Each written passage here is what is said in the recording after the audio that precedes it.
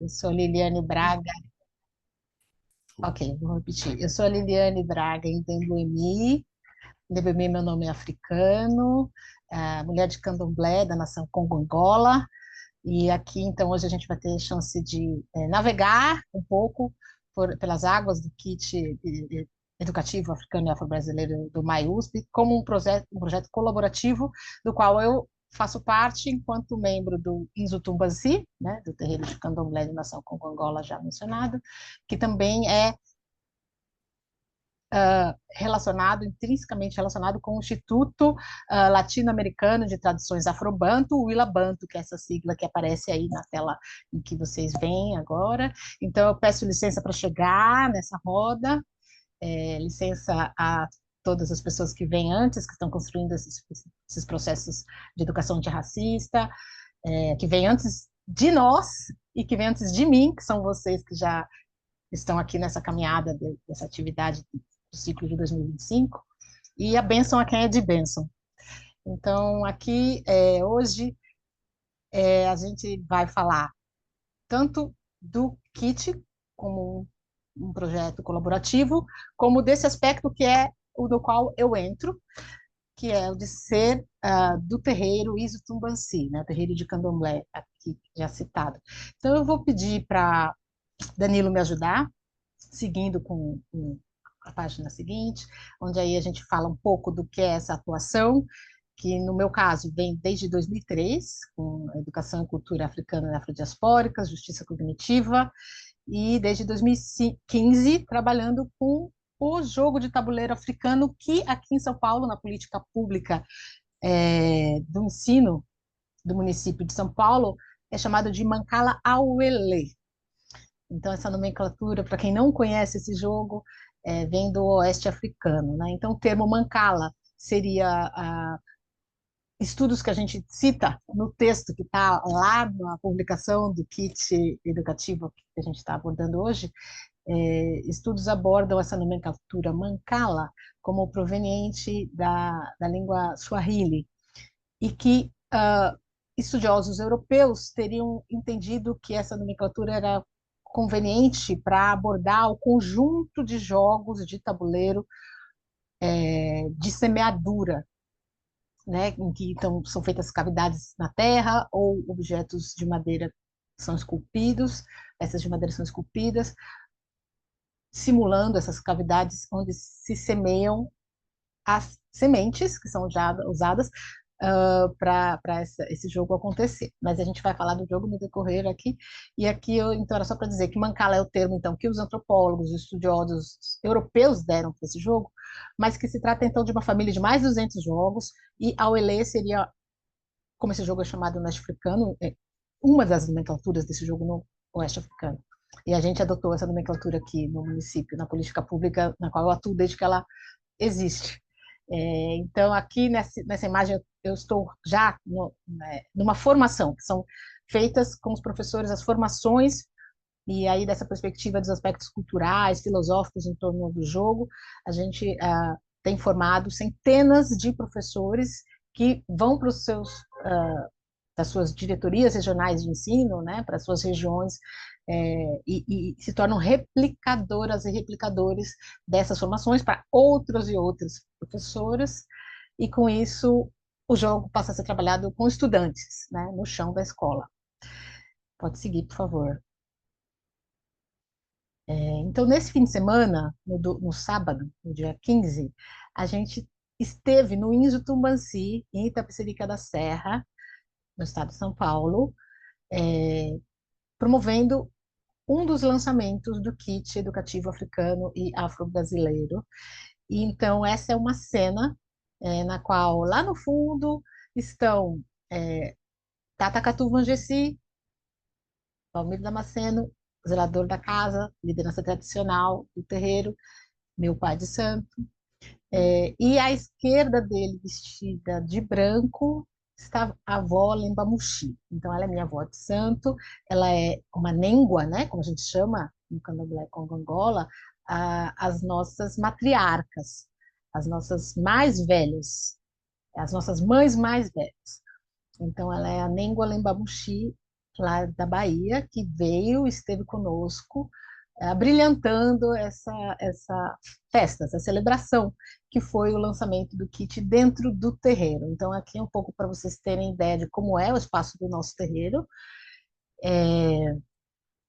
e das pessoas que estavam ali assistindo com a gente, a maior parte delas, professoras e professores da rede de ensino do município de São Paulo, ou talvez de outras localidades, e que ficaram conosco cerca de 8, 9 horas de programação para acompanhar um evento que aconteceu dentro da pedagogia do terreiro. Ele não aconteceu da pedagogia da academia, né, do pensar acadêmico euro-ocidental, mas sim do terreiro, e também abrindo espaço para as falas das autoridades presentes que eram relacionadas ao projeto, são relacionadas ao projeto.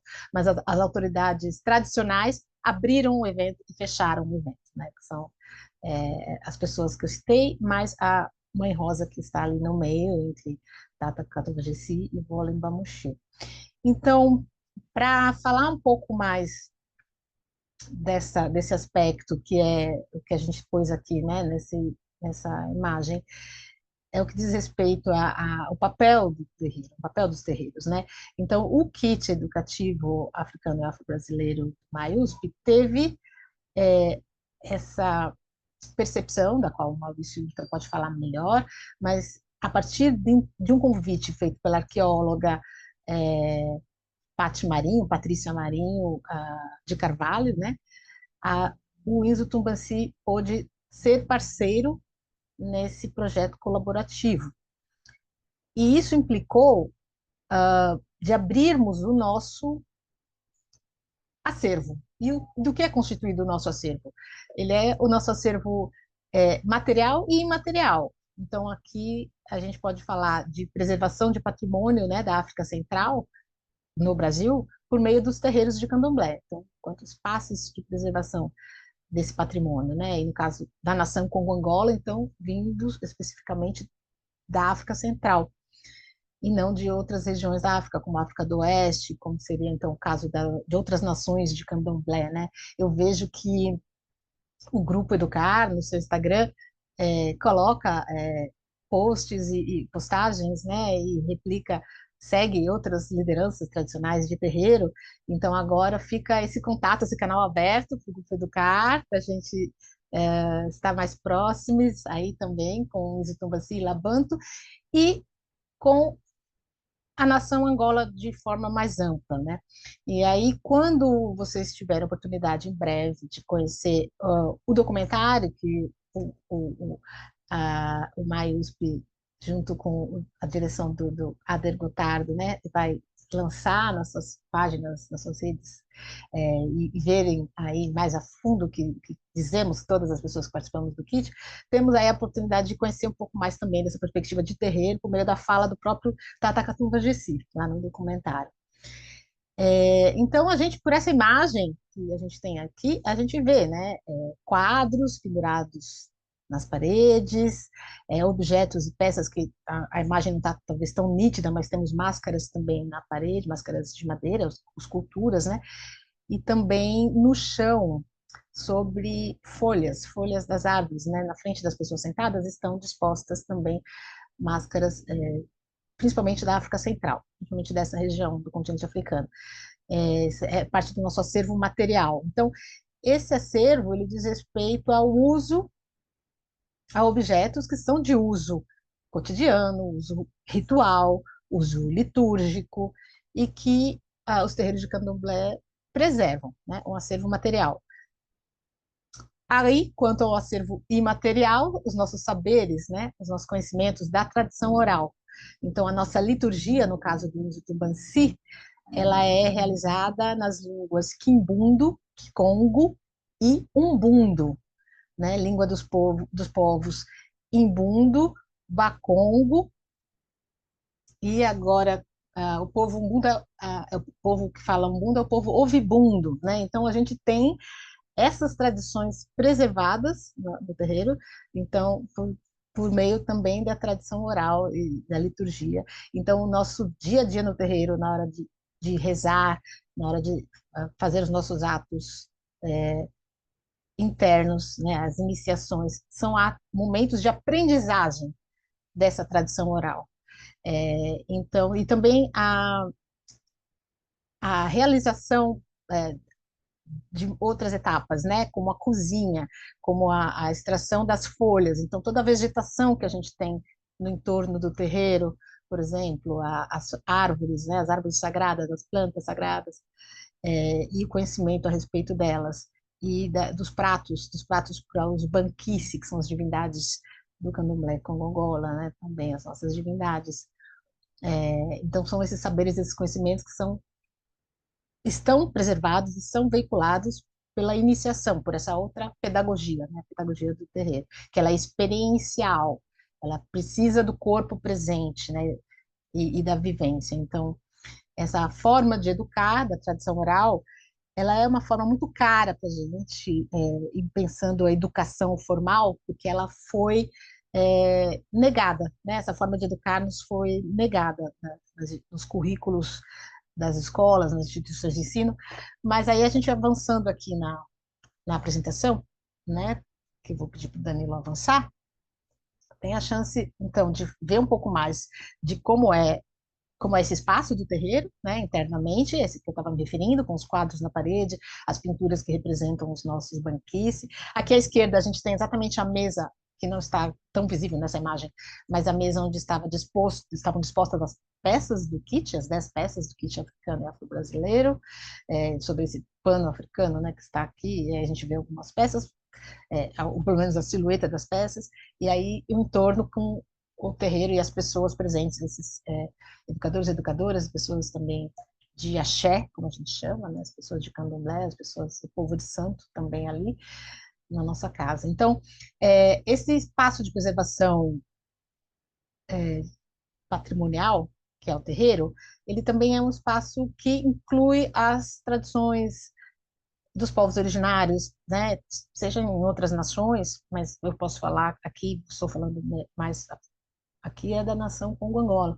Então, a gente pensar que os povos desse complexo cultural, que foi chamado de complexo cultural Banto, né, são os povos desse conjunto de línguas faladas na África Central, que foram identificadas como línguas Banto, da qual fazem parte as línguas que eu citei agora há pouco, são povos que estão cosmologicamente em contato com as culturas outras, né? São povos que não se fecham ao contato com as culturas outras nesse aspecto da cosmologia. Então, a gente tem na nossa cosmologia muito presente aspectos das tradições de povos originários do Brasil, né? Então, a figura dos caboclos, por exemplo, enquanto ancestralidade cultuada na nação Congo-Angola, é muito importante para a gente. Eu falo isso nessa imagem, lá no fundo, do lado direito, tem um homem de dread, aí atrás desse homem de dreadlocks, né, de cabelo com dreadlocks, esse homem negro com dreadlocks, tem uma pintura, obrigada, Danilo. Essa pintura, ela representa um caboclo, uma figura dos povos originários, né? Daqui a imagem talvez não permita que a gente veja com nitidez, mas também os objetos que estão na parede ali ao lado também são dos povos originários. Então, a gente, nesse espaço, tem a chance de agregar e de preservar isso por meio dessa ancestralidade, né, que se encontrou com a hostilidade da colonização, né, o encontro que aconteceu a partir dessa hostilidade, desse processo hostil, que sequestrou as pessoas do continente africano para as Américas, para Biayala, e no caso da gente pensando no Brasil e São Paulo, né? Então, sim, São Paulo bate tambor, que é também um dos aspectos que, para quem está fora do Brasil, muitas vezes não chega, né? Essa cidade cosmopolita, industrializada, pensando na cidade, pensando no estado de forma ampla, aí tem a região metropolitana, então, também em torno do município de São Paulo, que é onde está a Sirica da Serra, fazendo divisa com bairros do extremo sul da cidade de São Paulo, para quem não conhece, né? Então, são bairros chamados periféricos, com uma população negra muito expressiva, e também em áreas que já estão muito próximas, áreas preservação ambiental, porque temos também as áreas de preservação ambiental, com mata e água corrente, né? E os terreiros de candomblé precisam estar perto, né, da natureza, porque é nessa integração com o cosmos que se dá a nossa prática litúrgica, a nossa forma de ser, estar no mundo, é de se pensar quanto parte dessa unidade, né? Pensar o cosmos e a nós, humanos, como uma unidade, como pessoas humanas, seres humanos.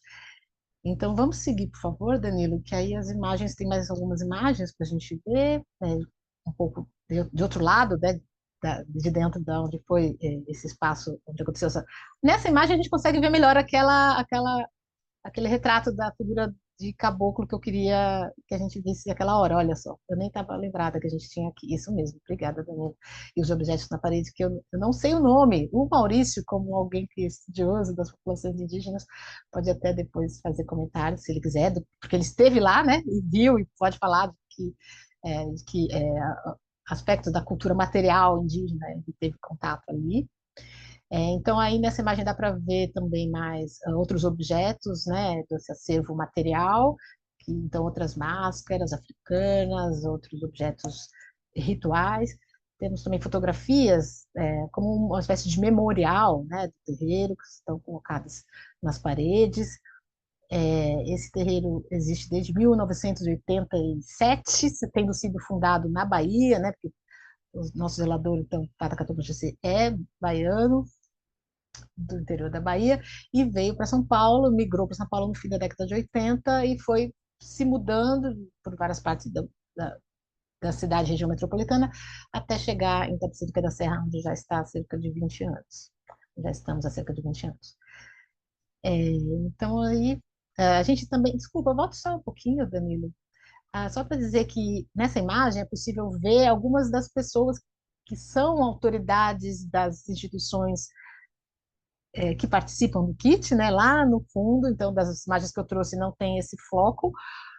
É isso, por favor, obrigada. A gente tem ali a Suelaine Carneiro à direita, de camiseta verde, né, do Instituto do Gueledés, Instituto da Mulher Negra, irmã da Sueli Carneiro. Então, a gente teve essa presença que foi muito importante para a gente nessa ocasião, porque também o Instituto Tumbassi celebra aí uma parceria com o Instituto Gueledés, então tem projetos sendo pensados, e em breve, quem seguir a gente nas redes sociais vai poder acompanhar. Aí, ao lado da Suelaine Carneiro, está a Cimeia Araújo, do Núcleo Educativo do Museu Afro-Brasil, Emanuel Araújo. Ao lado, a gente tem pessoas do MAI-USP, eu reconheço ali o Camilo, que é o diretor, e à esquerda dele, a Rosa, a professora Rosa, né, de etnologia africana, se não me engano. Se o Maurício depois for, e se quiser confirmar. E você sabe quem é a pessoa de camiseta preta, Maurício? É a Carla Gilbertoni, que participou do Ai, processo também. perfeito. Eu não conseguia reconhecer aqui pela imagem. Obrigada. Então, a gente tem aí a nossa assistência, né? Como vocês veem, a casa cheia no momento do nosso dia, do nosso dia do sábado, dia 15. Vou pedir. Essa imagem é da Érica Ferreira, uma professora negra, educadora antirracista, professora de geografia, que também estava presente cedeu essa imagem, porque eu percebi que ela tinha imagens com mais qualidade que as minhas. Pedi para ela. Então, essas duas imagens é um pouco para a gente ver o terreiro na véspera, né? Antes do terreiro ser preparado para receber o evento, né? Então, o terreiro é esse espaço de acolhimento em que filhos e filhas da casa, quando vêm para as funções, como a gente chama, né, se acomodam e dormem no terreiro. Então, dormir no chão sagrado, no entoto, é uma forma de estar mais próximo é, dessa, desse sagrado, assim eu posso dizer, né? Então, se a gente não está de função, no caso, dentro de uma obrigação, recolhido no quarto de santo, a gente se acomoda com colchões no chão, nesse chão onde, sob o solo, sob esse piso, no solo, temos assentamentos sagrados, né? Temos aquilo que torna esse chão um espaço que permite que, ao estar em contato com ele, a gente esteja. Por isso que a gente faz tanto o gesto de pôr a mão ao chão e trazer a mão à cabeça quando vai reverenciar as nossas divindades, né?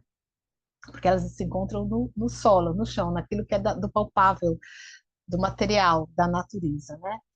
Nas árvores, nas pedras, nos rios, nas águas. Então, isso é uma fala para acolher quem não conhece desse aspecto do candomblé, imaginando que esse é um evento muito plural para pessoas que, né, eventualmente não têm esse contato. E aí, seguindo, a gente entra nesse aspecto que é o que eu trago, mais especialmente com a minha participação no kit educativo africano e afro-brasileiro. Eu deixei aqui o QR Code dessa publicação, que então ali era a capa dela, que vocês acabaram de ver, e aqui por esse QR Code é possível acessar a página na qual se pode baixar, fazer o download, né, dessa publicação, que é um dos livros da coleção Jogos de Tabuleiro da Secretaria Municipal de Educação do município de São Paulo, da qual, então, eu trabalhando, né, junto desse programa, pude coorganizar a publicação e colocar ali também contribuições de professores, favorecer, né, que as contribuições de professores estivessem ali, é, relatando suas práticas com o jogo de tabuleiro no chão da escola, esse jogo de tabuleiro no chão da escola. E também com aspectos do que essa formação, que é dos aspectos culturais, filosóficos, que fica sob a minha alçada, né, dentro desse projeto, desse programa, também está ali, para quem quiser acessar. Então, essa outra imagem, se Danilo puder descer mais um pouquinho, a gente consegue ver o tabuleiro um pouco melhor. Isso, obrigada.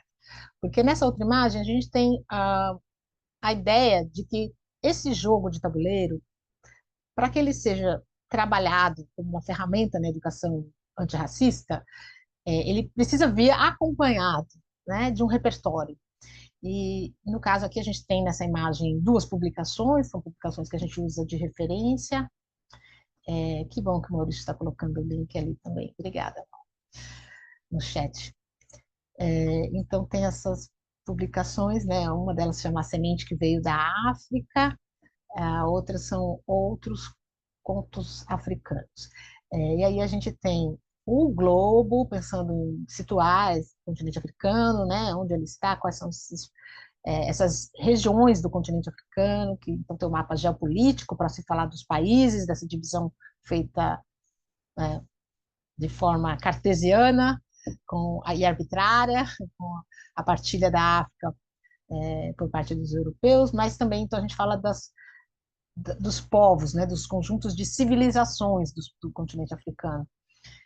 Então, essa imagem traz um tabuleiro, que é o tabuleiro que a gente usa no programa da prefeitura, na política pública do município de São Paulo, que é o que a gente chama de Auelê. Então, esse é um tabuleiro no qual a gente vê parcialmente, né, nessa imagem, um lado das fileiras, que são semeadas, e duas cavidades nos extremos, que são chamados reservatórios, para quem não conhece esse jogo, né, para quem eventualmente não conhece. Então, esse é um tabuleiro que contém, na escultura em madeira, os reservatórios.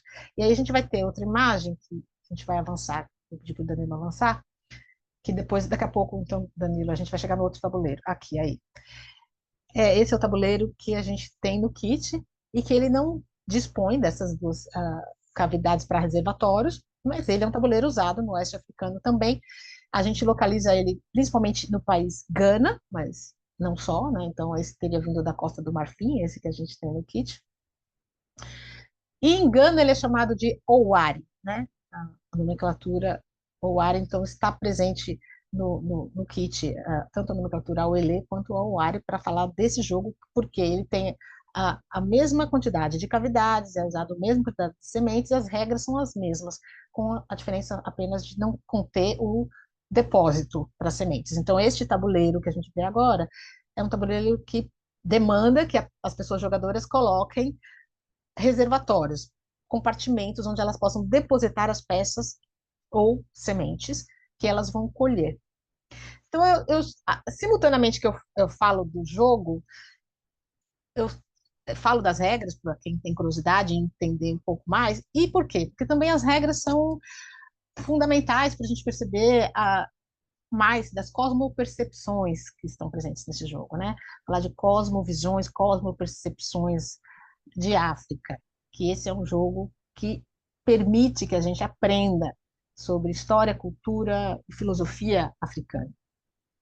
Então, no caso, quando eu falo do número de sementes, né, são 48 sementes no total, né? Então, são duas pessoas jogadoras, as duas pessoas têm o seu lado, o lado da sua semeadura, mas elas estão em uma semeadura comunitária. Então, ambas pessoas vão semear o campo das duas, né? Aí as colheitas que são feitas apenas no campo da pessoa que está jogando ali, da pessoa parceira. Então, eu estou jogando, eu não faço colheita de sementes no meu campo, eu faço no campo da pessoa que está sendo a minha parceira de jogada.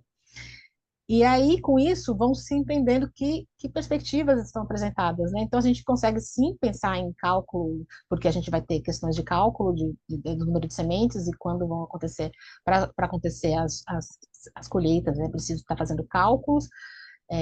E também temos a questão das regras que implicam em quais são as visões de mundo presentes aqui, visões de mundo comunitárias. Então, não é possível fazer uma jogada em que você colha todas as sementes do campo da outra pessoa, jogadora, porque aí isso significaria que essa outra pessoa vai ser deixada com fome. E isso é uma proibição nessa perspectiva desse jogo. Então, não é possível fazer uma jogada que deixa a outra pessoa sem sementes. Essa jogada, se ela viesse armada, porque a pessoa então não calculou bem as suas sementes na hora de fazer a sua jogada, ela vai ser obrigada a deixar todas as suas sementes no campo da pessoa com que ela está jogando, porque ela não vai poder realizar uma colheita ali. E a jogada termina quando uma das pessoas jogadoras colhe 25 sementes, que seriam a metade das sementes mais uma, né? Isso porque em algum momento o jogo tem que acabar, porque a gente não costuma dizer que necessariamente tem uma pessoa vencedora nesse jogo, né? Porque afinal de contas elas também precisaram da cooperatividade para aquela partida acontecer. Esse é um jogo de apoio aos oráculos no continente africano. Então ele é realmente um jogo que, assim, com mais de 7.000 anos e que tem essa possibilidade, então, de uso polissêmico, né? Assim como a escultura do tabuleiro, ela é polissêmica, ela narra histórias da comunidade da qual ela provém. Então, mesmo no caso dos tabuleiros do kit, a gente, quando fecha, eu não tenho uma imagem aqui, mas talvez o Maurício possa ter para a gente. Quando a gente fecha esse tabuleiro, a gente vê que foi esculpido, foi desenhado, colocado ali, uma impressão gráfica de algo além, de informações para além do que é esperado, entre aspas, né? Esperado no sentido de que ele, então, não é um tabuleiro que está falando exclusivamente da partida que vai ser feita, está trazendo aspectos daquela cultura. E a gente joga esse jogo com um pano africano sob o tabuleiro. E o pano aí, ele é representativo das culturas, nesse sentido de aquilo que os panos trazem enquanto motivos impressos no pano são informações sobre aquela civilização, né, da qual estamos falando, pensando que o jogo é feito no continente inteiro. Então, é importante que a gente trabalhe o Mancala-Olê ou o Oari, pensando que se a gente está jogando esse jogo, vamos fazer da forma ritual, porque esse também, como eu dizia, é um jogo que serve tradicionalmente como apoio aos oráculos. Ele pode ser embalado num pano africano, colocado sobre um baobá, onde ele passaria a noite, por exemplo, para que os ancestrais pudessem ativar esse tabuleiro e as suas sementes, para que no dia seguinte, quando fosse jogado, quando essa partida fosse realizada, pudessem se obter respostas para questões feitas por aquela comunidade. Então, essa é uma perspectiva que diz respeito a esse jogo também, né? Então, existem competições online desse jogo, competições na Europa. Eu participei de eventos online envolvendo pessoas que estavam sediadas na França, que tinham muito interesse de conhecer tanto a política pública que a gente tem aqui, e como o que essa retomada desse jogo está implicando. Porque no Brasil, durante o período colonial, a gente tem o histórico da presença desse jogo, mas com o nome de Ayo, como tendo sido proveniente do povo Yorubá, né, da região da Nigéria, do Togo, do Benin. Então, a gente teve a presença desse jogo no período colonial, mas a gente não conseguiu preservar ou localizar se ainda temos, por exemplo, populações, comunidades remanescentes de Quilombo que conhecem o jogo aio, né? Variações de jogos de semeadura, variações de jogo que envolve sementes, pedras. A gente tem, né, na larga cultura afro-brasileira, eu também trabalho com jogos e brincadeiras africanas e afro-brasileiras, como a perspectiva também de que a gente consiga associar que jogos temos no Brasil que demonstra ter associação com jogos africanos, né? Com essas percepções de mundo que a gente traz, por exemplo, aqui nesse jogo de tabuleiro. Eu vou pedir para o Danilo subir essa imagem, só porque ali então, tinha também o QR Code da publicação do kit, né? Então, também é uma forma de vocês obterem o link, mas o Maurício pode colocar o link também no chat, se ele tiver facilmente, que essa, então, é a publicação do kit educativo africano brasileiro, no qual eu apareço participando de 2 textos, porque um dos textos fala especialmente do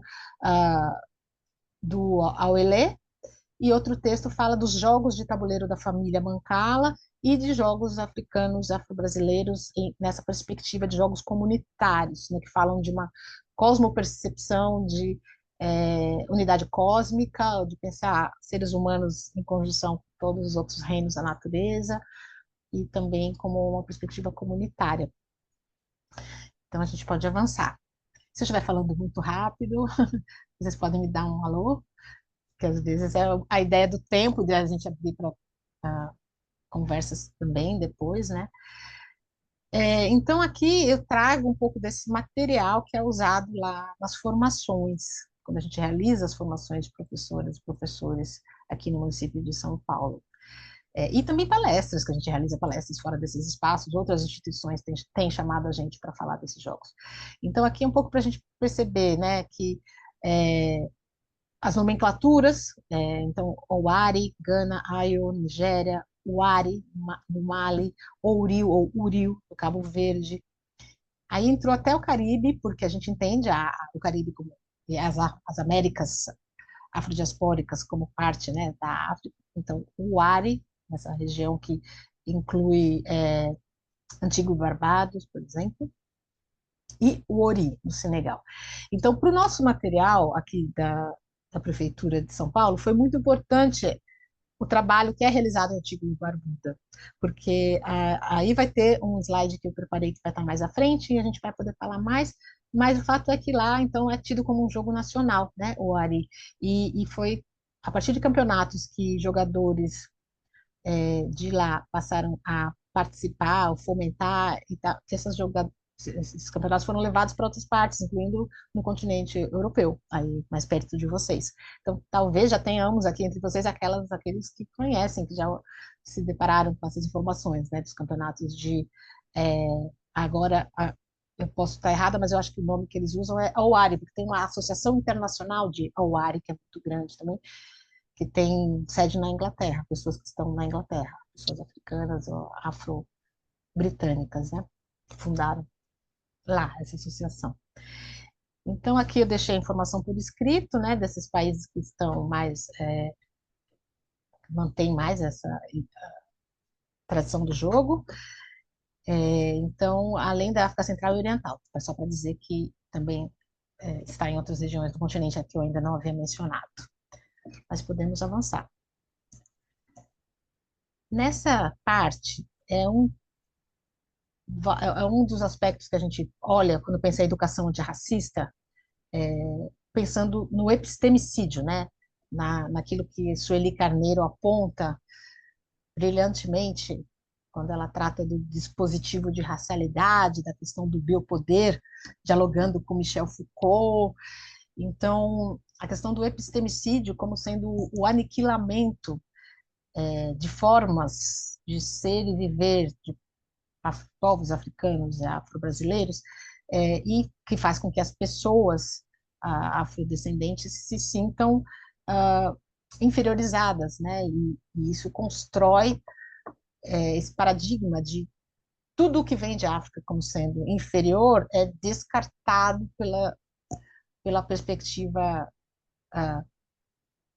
euro-ocidental iluminista. Então, na educação isso é muito caro para a gente, e daí a importância de que para falarmos, para abordarmos a fundo a educação antirracista, a gente precisa trazer para dentro do currículo os valores civilizatórios africanos e afro-brasileiros, né? Então, a gente tem aqui no Brasil esse material que foi desenvolvido pela saudosa Zoilda Trindade, e que a gente utiliza como referência porque a gente pensa assim, os valores civilizatórios afro-brasileiros estão no centro dessa mandala, e ao redor deles estão todos, cada um desses valores somando-se uns aos outros, né? Eles estão intrinsecamente relacionados. Então, a forma de transmitir conhecimento, de produzir, de transmitir conhecimento a, a partir de tradição oral, de tradições orais, e aqui no caso africanas e afro-brasileiras, elas implicam dessa forma de pensar por meio da circularidade, né? Então, diferentemente do pensamento cartesiano, que separa, que compartimenta, né? E que, portanto, também deixa de um lado a razão, do outro lado a emoção, de um lado a subjetividade, do outro lado a objetividade. Então, a circularidade é essa forma de pensar em que isso está em diálogo o tempo todo, né? Não há opostos, dicotomias, polaridades, mas sim a espiral, né? Aquilo que está em movimento circular se encontrando. Então, o pensamento é circular, o tempo é circular, então nós somos a continuidade daqueles que vieram antes e portanto, a forma de se relacionar com a ancestralidade é, é a partir da circularidade, né? Que são as ancestralidades, é a nova forma que os seres assumem depois de deixar o plano material. Mas então a gente ouve a ancestralidade e reverencia a ancestralidade e traz dela os nossos saberes, né? E se utiliza desses saberes também aqui, nesse momento que estamos. Então, tempo presente em contato com o tempo passado. A imagem de Sankofa, né? Ah, daquele ideograma que é parte dos adinkras do povo de Gana, né? Daquele pássaro que está com a cabeça voltada para trás, olhando para o rabo. Então, aqui a gente fala da circularidade, da religiosidade, da corporeidade, musicalidade, comunitarismo, ancestralidade, memória, ludicidade.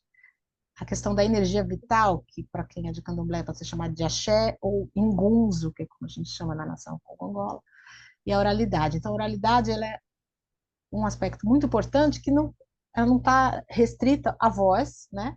Mas, então, quando a gente pensa em oralidade, é também a tradição oral, é a forma de se comunicar, de se expressar presencialmente e os sentidos ativos, né? Então, a gente está dizendo, a oralidade está ligada a tudo isso que está nessa mandala. Então, para a gente trabalhar a partir dessa perspectiva, a educação antirracista. E aqui, da minha perspectiva, o kit africano e afro-brasileiro, ao trazer peças de museu, peças que estão em museu, né, mas que são dos povos, de civilizações que para cá vieram, ou peças que foram trazidas, né, de lá, e que fazem parte do nosso legado, de lá do continente africano, que fazem parte do nosso legado. Então, essas peças, elas comunicam também, se comunicam com as pessoas que as tocam, né? Tocá-las, usar os sentidos. Então, ver as peças de perto, fora de uma redoma de vidro, como é no ambiente museológico, tocar nessas peças, como também os museus não, né, não permitem que se toque as peças, para que elas tenham a preservação delas.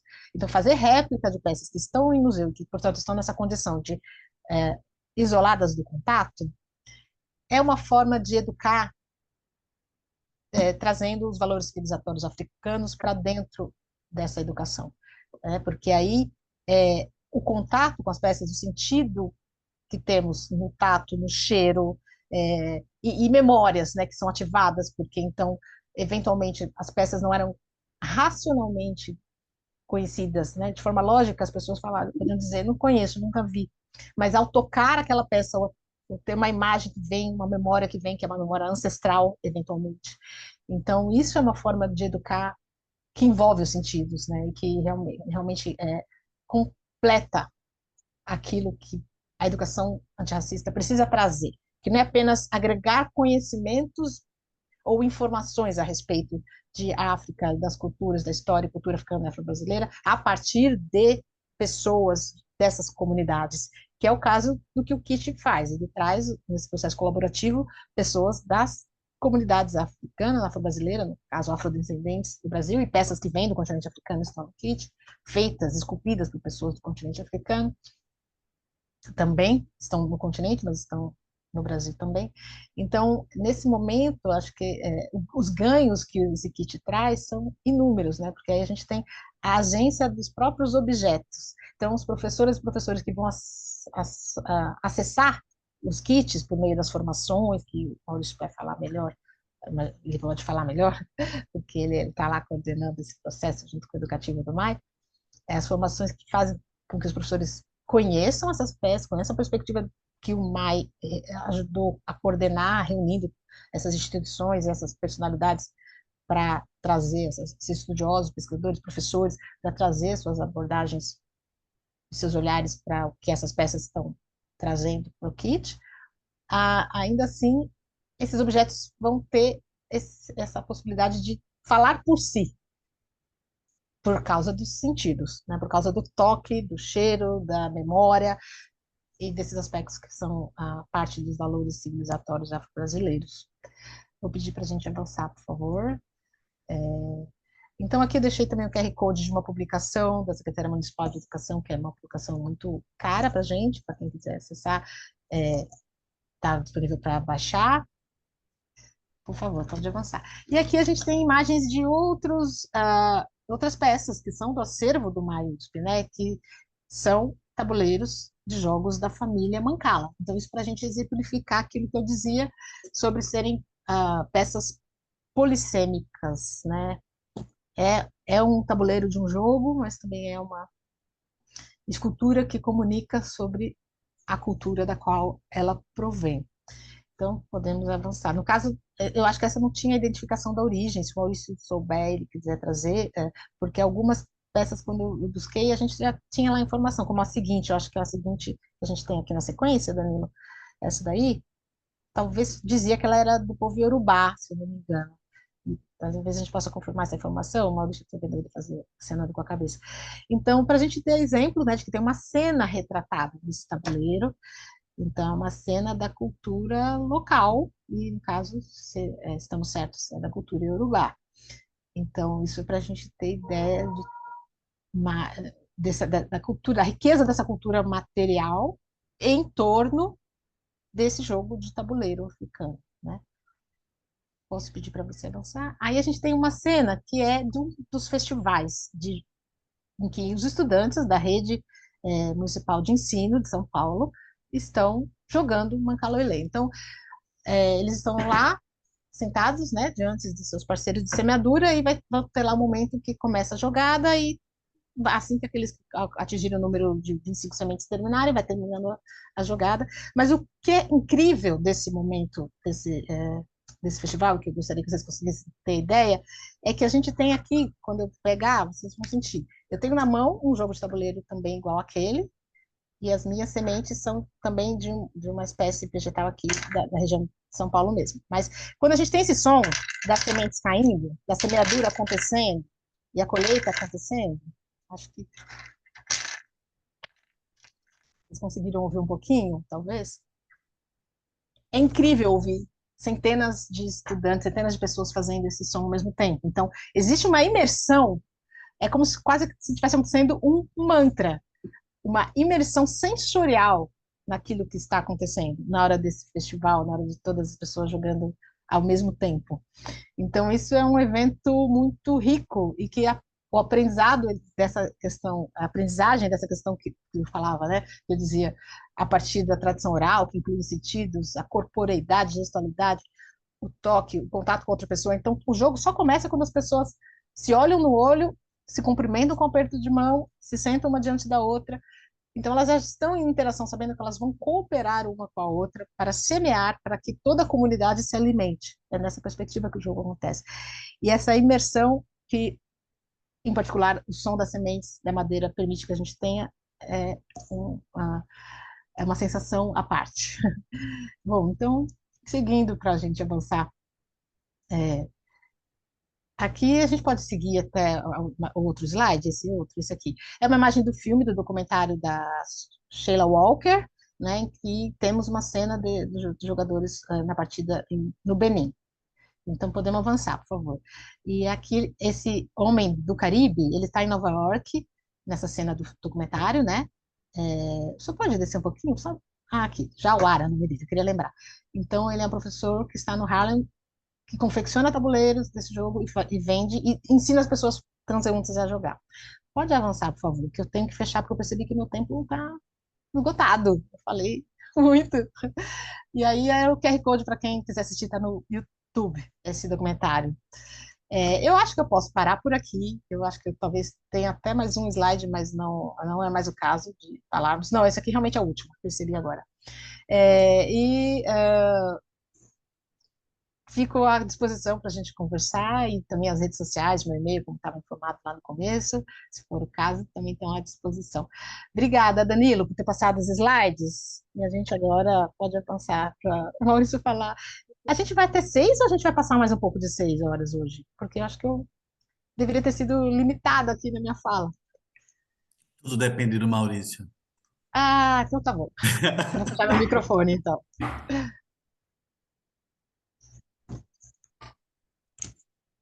Mas muito bom te ouvir, Liliane. É empolgante, assim, ver esse trabalho com as mancalas. E o tanto de, e o tanto de assunto e conhecimento que um único objeto ele permite explorar, trabalhar. Estava pensando aqui, Danilo, teria que ser um encontro para cada objeto, no mínimo, para a gente falar do kit como um todo. Mas eu já peguei a palavra aqui, Danilo, mas tá.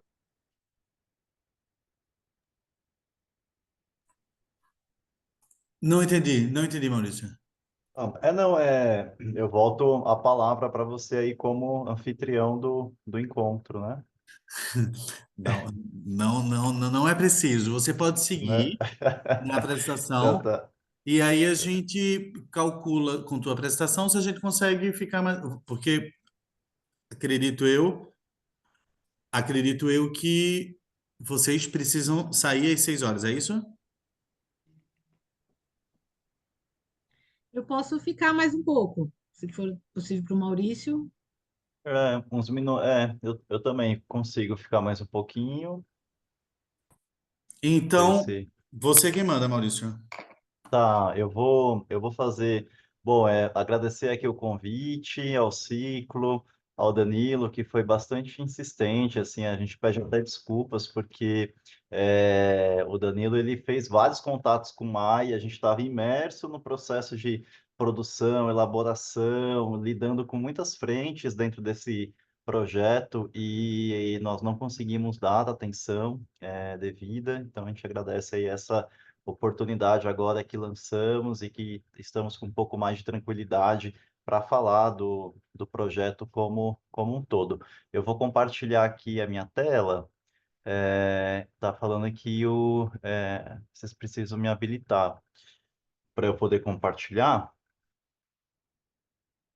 Tem que me colocar como pronto. É, valeu. Então, iniciei aqui o compartilhamento. Espera aí, o que tá apresentar? Pronto. Vocês estão vendo a tela cheia? Sim? Legal.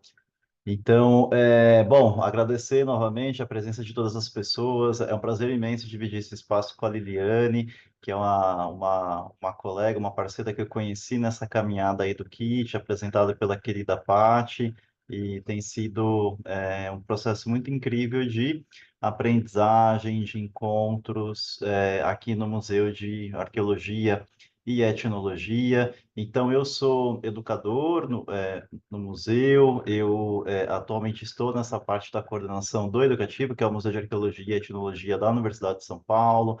Fiz história, depois me formei na área de arqueologia, tanto mestrado e doutorado, trabalhando com comunidades ribeirinhas no contexto amazônico, mas o meu interesse sempre foi nessa perspectiva educacional. E nesse projeto do KIT, eu me vejo muito nessa figura de uma pessoa aliada, de um funcionário público que tem um papel dentro da instituição como museu, no sentido de criar essas pontes entre as coleções, os nossos acervos e a sociedade. Então, eu me vejo muito dentro daquela perspectiva da Glória Anzaldúa, que trabalha dentro das fronteiras disciplinares, das fronteiras do conhecimento, das fronteiras de diferentes camadas daquilo que nos constitui como pessoas, né? E também por acreditar numa sociedade democrática na qual as diferenças, as pessoas podem conviver numa sociedade mais justa, mais igualitária, onde nós não tenhamos preconceitos de qualquer ordem e que a gente também garanta aí a qualidade de vida e a melhoria de vida para todos nós, né? Então, eu me vejo muito nesse lugar e é isso que eu acredito, assim. Então, esse projeto para mim, ele sempre foi um local no qual eu me coloquei nesse espaço de escuta e também de trocas, e aqui trazendo um pouco essa expertise do MAI na produção de materiais educativos. Então, esse processo, ele começou lá no final de 2022, quando nós ganhamos o edital do CNPq. Aí foram 2 anos de trabalho bem intensos, de trocas, que daqui a pouco a gente vai falar um pouco mais dessa equipe, que atualmente está em torno de 40 pessoas. E o que é interessante, como a nossa colega Paty Marinho, né, que infelizmente não pôde estar aqui presente conosco, ela vem comentando, é um projeto que está sendo colocado no mundo, né? Então, ou seja, essas colaborações, esses efeitos benéficos, eles vão continuar, né? Então, não é que com o lançamento o kit, digamos, então lançamos, está pronto. Sim, ele está pronto, mas o seu processo ele vai se dar nesse encontro com profissionais da educação, pessoas interessadas, isso que a Liliane trouxe na fala dela, da agência dos objetos, que é algo muito importante, né? Os efeitos que esses objetos eles vão proporcionar em sala de aula. Então, esse projeto ele foi financiado pelo CNPq. Para quem não é do Brasil, é um órgão da ciência e tecnologia, né, que é esse Conselho Nacional de Pesquisa aí que financia projetos em todo o país, e nós conseguimos, dentro de uma linha voltada para o campo da educação museal, ou seja, para projetos desenvolvidos no âmbito dos educativos dos museus, e naquele momento, dentre os vários projetos que a gente tem, assim, na gaveta, né, para a gente poder colocar no mundo, nós falamos, bom, vamos tentar novamente emplacar o kit educativo africano e afro-brasileiro, que era um desejo antigo do público frequentador aqui do MAI por conta do nosso acervo. A gente falou da Paty Marinho, a nossa parceira, que por uma questão pessoal não pôde estar aqui hoje. A Paty está aqui nessa fotografia segurando uma peça do acervo do MAI, junto com a Gabriele do Museu Afro e com outros bolsistas aqui da universidade, fazendo esse movimento de olhar para o acervo e, a partir dele, produzir um material pedagógico. Então, como eu comentei, esse kit ele não foi uma ideia minha, não foi uma ideia da Carla, que está aqui há mais tempo. Ele era um desejo coletivo. Então, entre 1995 e 2010, ele teve uma grande exposição de longa duração, que ficou em cartaz no museu, onde tínhamos um módulo chamado África, Culturas e Sociedades, onde apresentava boa parte da coleção com objetos pertencentes a mais de 30 povos do continente africano. E já nesse momento, os professores demandavam para o museu. Ah, vocês têm materiais voltados para arqueologia, para temática indígena, por que que vocês não fazem, então, um material educativo dentro desse formato voltado para a temática africana? Então, uma colega que se aposentou como educadora museal, a Judite, ela também tentou, durante vários anos, financiamento, projetos, e foi somente em 2022 que a gente conseguiu ser contemplados. Acho que cabe falar, né, que esse engajamento da educadora Judite também se deu muito pela convivência dela com Kabengele Munanga, que é um professor aqui da Universidade de São Paulo, um professor emérito, uma pessoa super importante para os estudos africanos na universidade como um todo, e ele foi diretor do antigo MAI.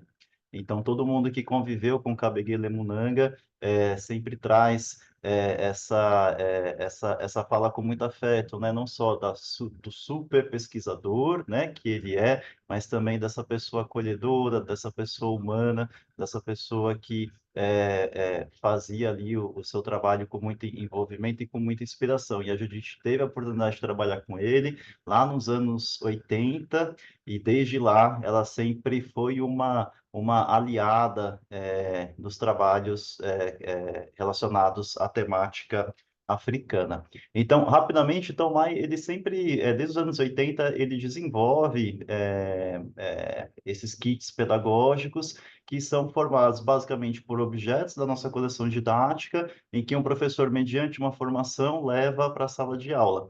E os nossos materiais, eles, na sua grande maioria, são voltados para a temática indígena, né? Seja do ponto de vista arqueológico, do ponto de vista antropológico. Na publicação que nós compartilhamos o link com vocês, a gente conta um pouquinho dessa história, fala desses materiais que estão disponíveis na internet, mas, de forma geral, nesses mais de 40 anos de trabalho educativo, o museu sempre teve aí uma primazia no enfoque com a temática indígena. Mais recentemente, a gente fez um material com a temática grega, relacionada a uma exposição que estava em cartaz do mundo grego antigo.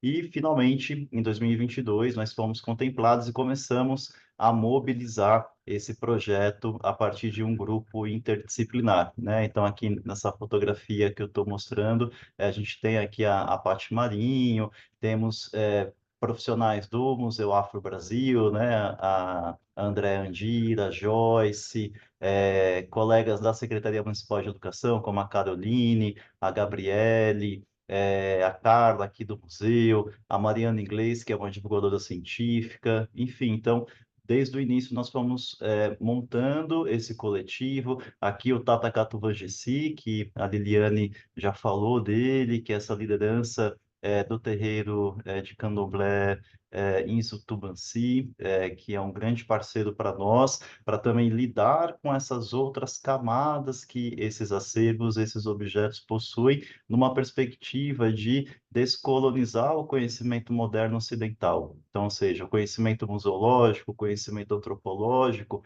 ele não é mais suficiente para dar conta da complexidade dessas materialidades. Então, a gente tem feito esse é um movimento internacional, dos museus se abrirem a essas outras epistemologias, e muito no sentido daquilo, dessa zona de contato, onde esses olhares profissionais, esses diferentes sujeitos vão se encontrar e buscar esses diálogos, interculturais.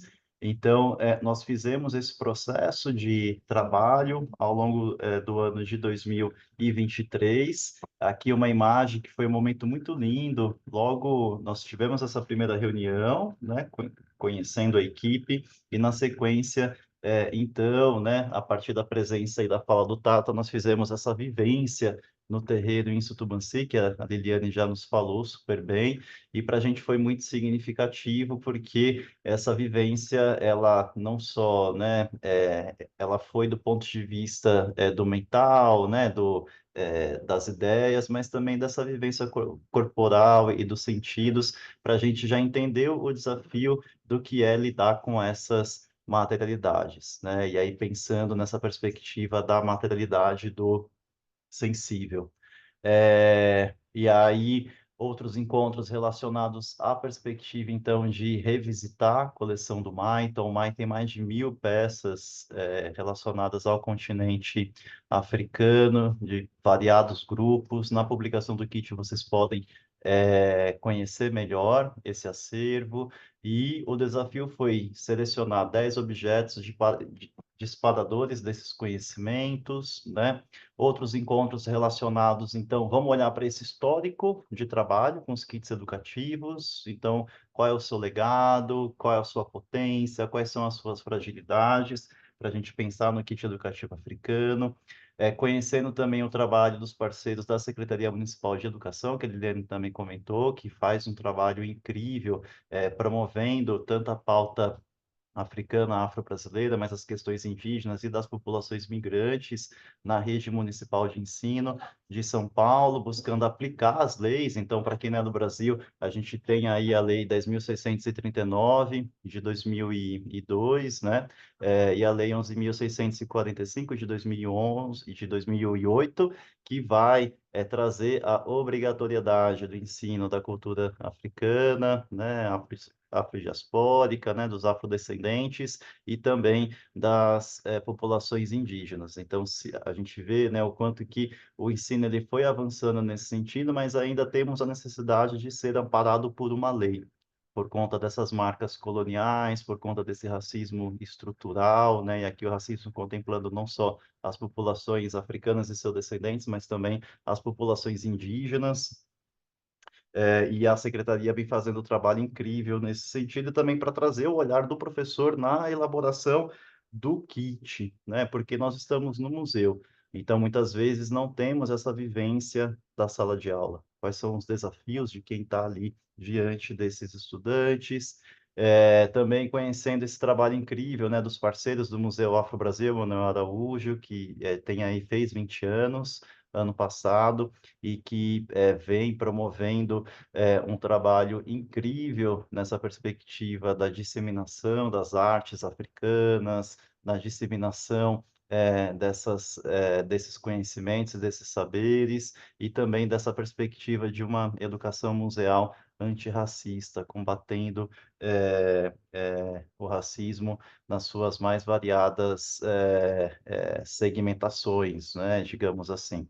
E aí, após um ano de trabalho, a gente conseguiu desenhar o que seria. Então, foi um ano de trabalho para a gente se conhecer, conhecer cada uma das instituições, dos parceiros, e para começar a desenhar o que seria esse kit. Para fechar, a Paty Marinho, ela vem trabalhando já há um determinado tempo com essa perspectiva da pedagogia do acarajé, onde ela faz um acarajé, e aí cria uma roda de compartilhamento de saberes, e a gente fez esse acarajé no museu, aqui na USP, que foi muito bacana, onde nós pudemos falar sobre a metade do caminho do projeto, né? Então, a gente pôde compartilhar até onde chegamos, né? Onde estávamos e o que teríamos dali para frente.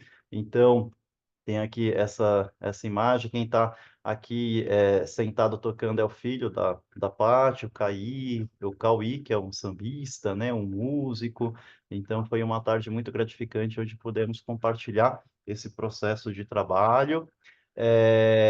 Então, após, né, o próximo ano, nós fomos fechando essas várias frentes de atuação do kit. Então, tivemos grupos específicos, um grupo voltado para a seleção das peças, outro grupo para a publicação, outro grupo para as redes sociais, e chegamos no formato do kit educativo, que eu vou aqui passar rapidamente para a gente conhecer. Eu acho que pela fala da Liliane deu para perceber que daria para a gente, né, fazer um encontro específico para cada um desses objetos, e toda a complexidade de conhecimentos e de saberes que eles mobilizam a partir desse projeto. O kit, então, ele é composto por uma estatueta de metal da figura de Exu, que foi feito por um artista carioca, o Wellington Ferreiro, que foi indicado pela Paty, que vem trabalhando lá na região do Caso do Valongo, no Rio também, dentro de um projeto da Unesco. Ela conheceu esse artista, e ele, a partir de uma peça do MAI, então reproduziu essa estatueta, que é essa figura importantíssima no kit para a gente desconstruir todo esse imaginário em torno dessa figura e para a gente trazer aí esses conhecimentos africanos e afrodiaspóricos em torno do que é, né, Exu e de tudo que ele simboliza, e não só, né, mas também falar sobre essa tecnologia da metalurgia, o que é esse conhecimento ancestral da forja, de você trabalhar com metal, desses conhecimentos que vieram com as populações africanas, entre variadas outras questões. Uma pulseira Vodun, que foi feita por um artista plástico, que também é de terreiro, né? O Ailton Ferreiro, ele é artista e também é de terreiro. O Rodrigo Siqueira, de Salvador, que fez a pulseira Vodun e os abebés, né? Que também estão presentes no kit, o abebé de Oxum, Iemanjá e Ançã, foi feito por esse artista de Salvador, que também é vinculado a um terreiro, onde, olhando para o acervo do MAI, ele foi, né, chegou então nesses objetos, né? Então a gente pode pensar, são objetos originais, né? Eles são objetos produzidos por esses artistas contemporâneos, né? Esses artesãos que mantêm esses conhecimentos ancestrais. Também temos uma penca de um balangandã, feito por um outro artista ali de Salvador, o seu Dorionaldo, ou mais conhecido como seu Fanta, que é um senhor de quase aí 80 anos, que é um dos poucos que ainda produz de maneira artesanal os balangandãs ali na região. Uma boneca Aquabá, do povo Axante, que nós importamos a partir de lojas especializadas aqui no Brasil. Os pentes africanos, né, que tem essa dimensão pan-africana espalhada aí por boa parte do continente. O jogo Mancala, que a Liliane já abordou aqui para a gente, né, de forma assim muito aprofundada, que nós também importamos ali da região da Costa do Marfim. Uma máscara baulé, do povo, né, que é um povo ali de Gana. O Reco-Reco, que foi feito pelo seu Pedro Costa, um quilombola ali da região do Espírito Santo, um parceiro também de trabalho da Pati Marinho, de longa data. E a réplica de um cachimbo arqueológico, então é a única peça em cerâmica que foi feita também por um artista, um parceiro de trabalho do Fábio Guaraldo, que é um arqueólogo que faz parte do projeto ali da região da Bahia, um artesão, um artista da cidade de Maragogi-Pinho, que é um dos grandes polos produtores de cerâmica do país, e ele olhando para alguns cachimbos arqueológicos encontrados na região, ele então fez essa réplica para nós, né, desses objetos. Então aqui só contextualizando, e cada um desses objetos a ideia é que sejam disparadores de variados conhecimentos, né? A ideia do kit é que, a partir da formação que nós oferecemos, nós possamos, então, mostrar alguns caminhos que esses professores vão implementar na sua jornada em sala de aula. E o kit, ele tem muitas camadas, né? Ele pode ser utilizado a partir de uma perspectiva estética, de uma perspectiva histórica, uma perspectiva antropológica, uma perspectiva do povo de terreiro, uma perspectiva dos conhecimentos das filosofias africanas, né? Então, ele tem aí os objetos, eles têm muitas camadas, o que nós sempre comentamos, né? E para o coletivo, isso foi muito importante, é não perder a perspectiva antirracista do kit, né? Então, isso é a linha condutora de todo o projeto.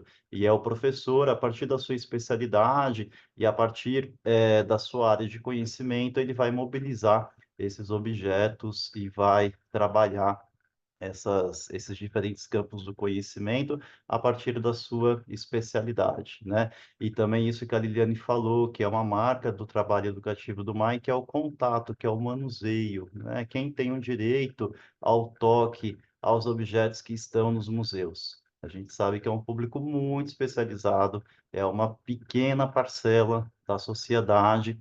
E se nós formos, né, ver e avaliar quem são essas pessoas, são pessoas brancas, né? Então, o MAI, ele sempre, assim, até de forma um pouco transgressora, desde os anos 80, o MAI sempre emprestou objetos arqueológicos originais, emprestou lâmina de machado, cerâmica indígena, e sempre circulou isso pelas escolas, né? Então, as crianças sempre puderam aí tocar, manusear, explorar esses materiais. E sempre quando as pessoas conhecem o trabalho do MAI, elas acabavam, nossa, mas vocês emprestam material original para as escolas? Sim, emprestamos, né? E ao longo de todas essas décadas, dá para contar, assim, nos dedos de uma mão, os problemas que nós tivemos com o empréstimo desses materiais, né? Então, ou seja, acho que isso traz um ensinamento para a gente repensar as nossas instituições, repensar esse controle extremo em torno dos objetos, né? Não pode tocar, não pode, disponibilizar o acesso, que isso está dentro de uma lógica da conservação que tem uma pegada ocidental moderna muito grande. E aí, para a gente finalizar, né, para chegar, para a gente ter um tempinho aí, né, eu estou correndo para a gente também poder conversar um pouquinho. O kit, ele então, nós produzimos 10 kits, né, 10 maletinhas como essas, e todas as maletas têm os mesmos objetos, claro, com algumas variantes de acordo ali com, digamos, no caso das máscaras, né, elas têm uma variabilidade em torno dos penteados, de algum, de algumas escarificações, mas são máscaras baulês, né? Os abebés é a mesma coisa. A gente tem 3 tipos, o abebé de Oxum, Iemanjá e Yansan, né? As bonecas Aquabás também acabam tendo uma variabilidade nos grafismos, os pentes também, mas ele é composto por esse conjunto de peças. Nós também temos essa publicação impressa e digital, nós colocamos o link no chat, onde todo mundo que participou do kit pôde contribuir com a sua expertise, com texto, um texto relacionado aos objetos, também falando sobre o trabalho educativo do museu, falando sobre algumas orientações de como utilizar esse material em sala de aula.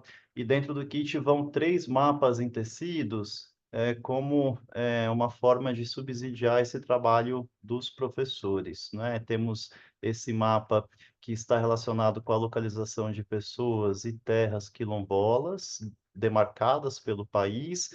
Então, essa área verde é a concentração de pessoas que se autotitularam quilombolas pelo país, e essa área em vermelho são as terras demarcadas. Então, de partida, aqui já dá para o professor trabalhar questões super amplas em torno do direito à terra, né? Então, a gente tem aí, no caso, né, do Pará, a gente tem um populacional quilombola super expressivo. Entretanto, se nós comparamos com as terras demarcadas, é uma área muito pequena, né? E por que que isso acontece, né? De onde vem essa questão? Enfim, dá para explorar muitas questões nesse sentido com esse mapa. Ele é em tecido, então ele dobra, ele tem o tamanho de 1:0. Um outro mapa que vai localizar, né, esses pontinhos, esses números, é a localização do acervo do museu. Então, a gente tem em torno de 34 grupos africanos representados, né, grupos que estão, né, que têm objetos aqui no nosso acervo. E também trouxemos a localização da origem dos objetos do kit, né? E também trouxemos aqui a questão dos artesãos. E aí muitas pessoas perguntam, mas por que no caso da máscara Baulé não está identificado o nome do artista, né? Nós tentamos, nós fizemos esse movimento com essas lojas especializadas que importam objetos africanos, e mesmo hoje, né, 2025, ainda tem essa marca colonial muito forte, assim. A gente muitas vezes não consegue chegar na autoria desses objetos, que tem a ver com toda uma discussão em torno da arte africana, da arte indígena, que é o quê? O apagamento da autoria dessas pessoas e desses artesãos, né? Os museus hoje também estão olhando para isso e estão buscando mapear e identificar esses polos produtores e a autoria dessas pessoas ou dessas oficinas na produção desses materiais. Nós tentamos aqui, mas não conseguimos, porque ainda tem essa marca muito forte em torno de como o Ocidente olha para a produção desses materiais. E um outro mapa para falar das rotas afrodiaspóricas, né, para trazer, do ponto de vista político, né, crítico, falar dessa conexão entre África e Brasil, né, e tudo que isso vai acarretar.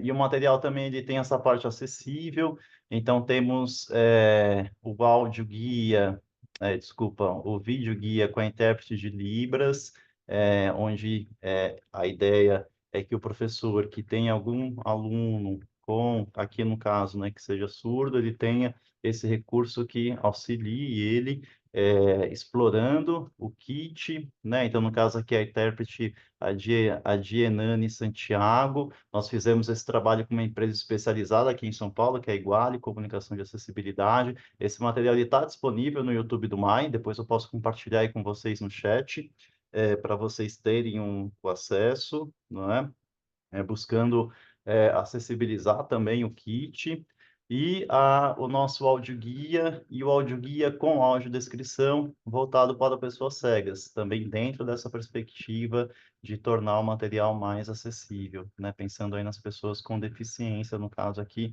as pessoas ou com baixa visão, ou as pessoas cegas. Esse material também está disponível no Spotify, a gente pode aqui compartilhar com vocês, né?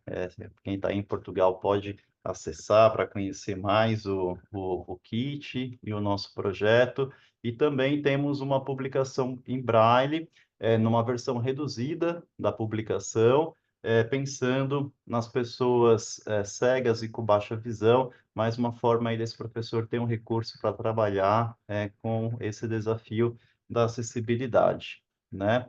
E vamos lançar em breve, ou nessa semana, ou talvez na próxima. A gente fez ali um lançamento no sábado agora, lá no terreiro do Insos do Vanci, do Tata Canto Vangessi, né, que a Liliane faz parte. Quem estava lá presente pôde ter aí essa primeira sessão, assistir esse documentário de 30 minutos que vai contar sobre o processo e também tem fala, tem essa pluralidade de olhares desses participantes, né? Tem a fala do Tata, da Liliane, tem a fala das colegas do Museu Afro Brasil, da Cimeia, da Gabriele, tem a fala da Pati, enfim, a gente tem aí uma polifonia, né, de olhares e pessoas e pesquisadores falando sobre esse projeto como um todo e também contando o processo do que foi elaborar esse kit. Então, logo, logo ele vai estar disponível também no YouTube do MAI. E o lançamento, que nós fizemos 2 lançamentos. E aí, pensando nesse tempo espiralado da colaboração, né? A colaboração, ela é um processo que todas as instituições vêm passando e que geralmente nos acarreta, assim, em abordagens de trabalho que muitas vezes a gente tem, né? Um ponto de partida, tem ali um projeto desenhado, mas a colaboração é isso, é também se perder, é você, né, mudar a rota, é você, né, se reinventar, é você se deparar com situações que você não tinha pensado inicialmente e falar, bom, e agora, como eu resolvo? Como que a gente avança com isso, né?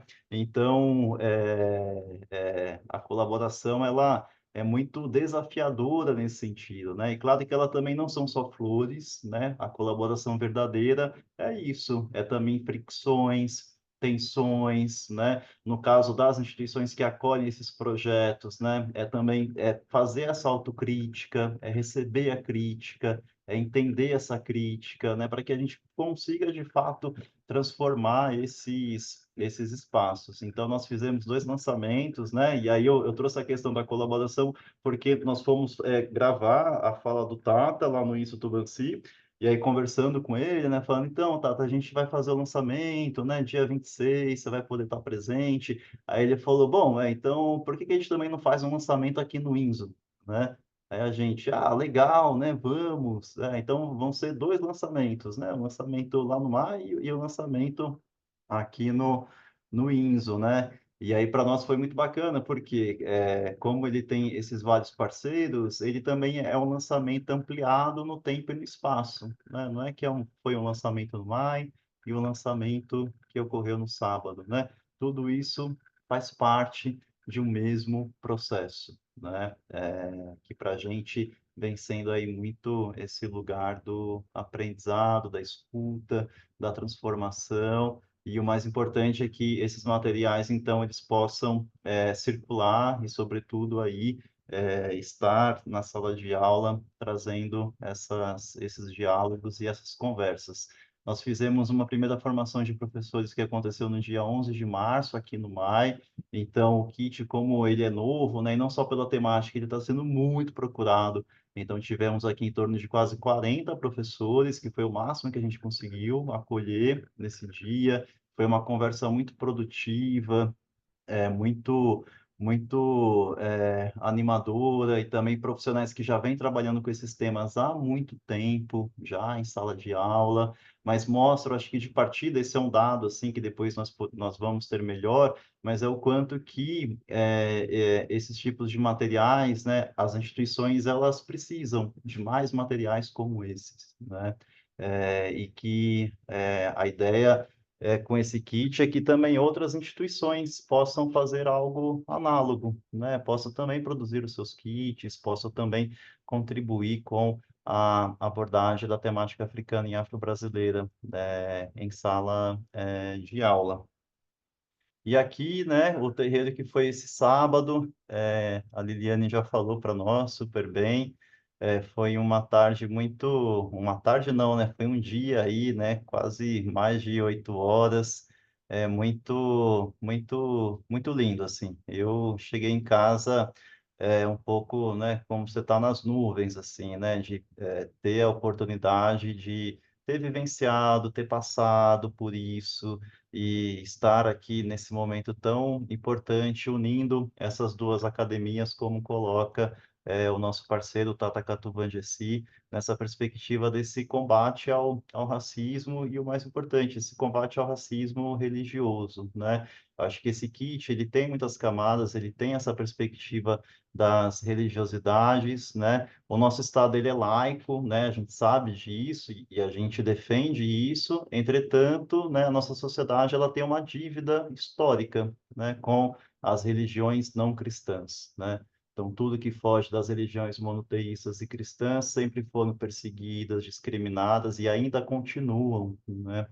Então, acho que o nosso papel como educadores, independente da sua fé e da sua crença, é que a gente, né, se alie a essa luta da defesa, né, do direito à diversidade, do direito à diferença, né, de que as pessoas possam cultuar a sua fé, independente de qual ela seja, né? Então, essa vivência aqui para nós, ela foi muito rica, ela foi muito especial, né? A Liliane, ela já falou para a gente assim, quem viveu, né? Quem viveu, viveu, porque não cabe em palavras, né? Foi uma experiência muito, é isso, né? A gente esteve ali imerso mesmo, não só com a nossa ideia, mas também com a nossa subjetividade, com os nossos corpos. Então foi muito lindo, assim. A gente voltou muito feliz, né? E muito agradecido por poder fazer parte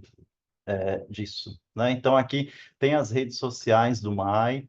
Quem ainda não acompanha, a gente sugere, né, o Instagram, Facebook, YouTube, só jogar MaiUSP que vocês vão acompanhar mais esses produtos, tá bom?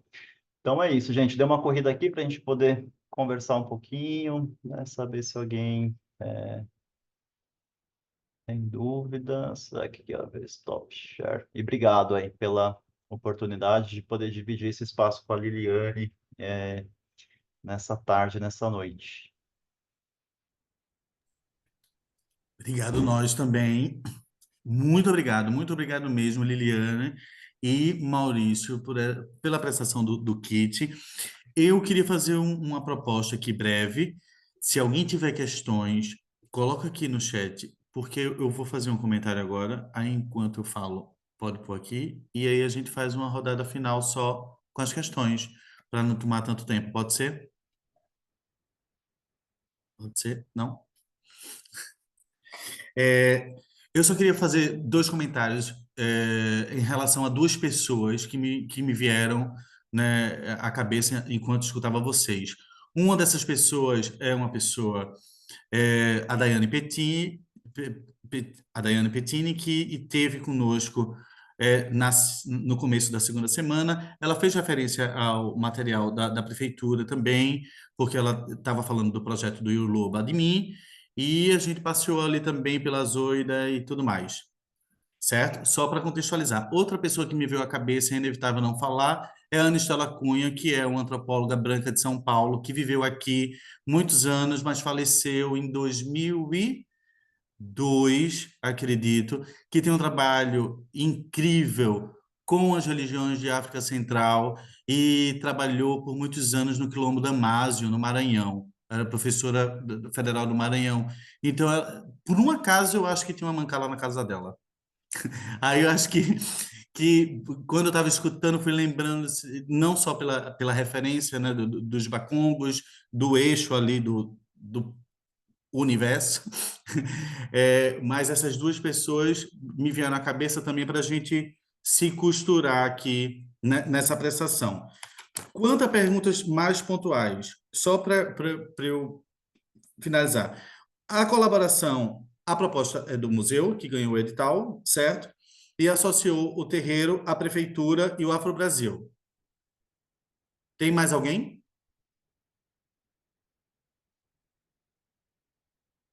Tá sem áudio.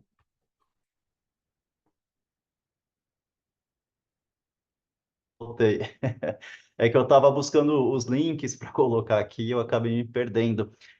Então, inicialmente, o projeto ele nasceu desde o início, né? A gente formulou ele junto com a Paty Marinho, que é uma pesquisadora que se formou aqui com a gente, uma parceira, não só uma pesquisadora, mas uma amiga nossa, assim, que a gente tem muito, muito carinho. E aí a gente foi ampliando, né? Então, aí trouxemos o Museu Afro Brasil, trouxemos o Enzo Tubanci, né, o Tata, a Liliane, né, a Secretaria Municipal, a partir de alguns pesquisadores. Então, nós hoje estamos fazendo um convênio com a Secretaria. Então, desde o início, a gente tem a participação desses profissionais, né? Então, não é a Secretaria como um todo, né? Tem já a postura desse convênio. E por último, chegou um grupo de pesquisa que é o Labiayala, né? Eu acabei esquecendo de falar neles, né? Por conta dessa apresentação que eu dei uma reduzida, onde eu trazia ali os parceiros, mas é um grupo de pesquisa que, dentro da Faculdade de Arquitetura, Urbanismo e Design, né, que vem buscando trazer perspectivas, digamos, não ocidentais dentro dessas áreas do conhecimento, né? Então, quando eu conheci esse grupo, eu achei maravilhoso e falei, bom, ao invés de contratar uma empresa X, né, A, B e C, para fazer o editorial, para fazer os mapas, por que não se aproximar desse grupo de pesquisa, né? Que, sobretudo, tem estudantes aí, estudantes negros, né? Estudantes indígenas que participaram desse projeto, né? Dando, então, toda a arte, né? A cara desse projeto foi feita a partir desse grupo, né? Então, é MAI, Museu Afro, Secretaria, o INSO Tubanci e o Labiayala, né? Mas a ideia é isso, o projeto ele está no mundo e construir mais parcerias. Ok. A outra questão aqui, eu não sei se tem questão aqui, hein? A outra questão, eu achei massa a recriação dos objetos do acervo por artistas, né? Achei incrível.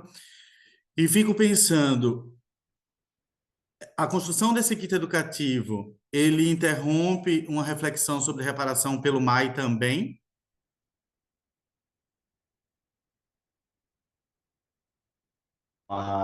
Você pode formular assim para ver. Vamos lá. Vocês têm o acervo de vocês, certo? Não sei qual foi a forma que esses objetos chegaram no MAI,